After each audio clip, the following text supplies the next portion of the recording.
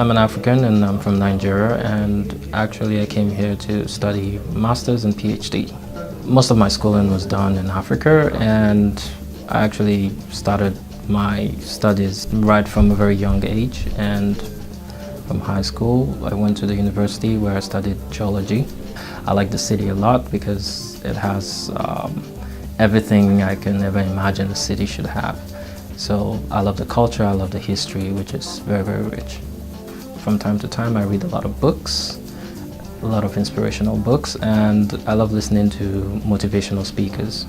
I like traveling a lot, so I go around to see places. Actually, in Moscow here, I like being to places outside Moscow, because in the city you have so much rush, so much hustle and bustle, and everybody's kind of like, it's kind of like a routine, but outside there it's more free.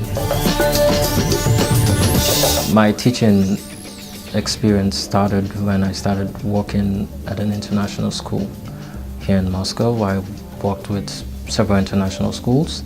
I teach English at the kindergarten level, and I also take grades 1 and grades 2. And it's cool teaching them English because they're always enthusiastic, they're always curious to know what this is and what that is, and they always love to communicate with you freely without any sense of opinion. Speaking English is the best way to learn English. So I always encourage students to talk a lot.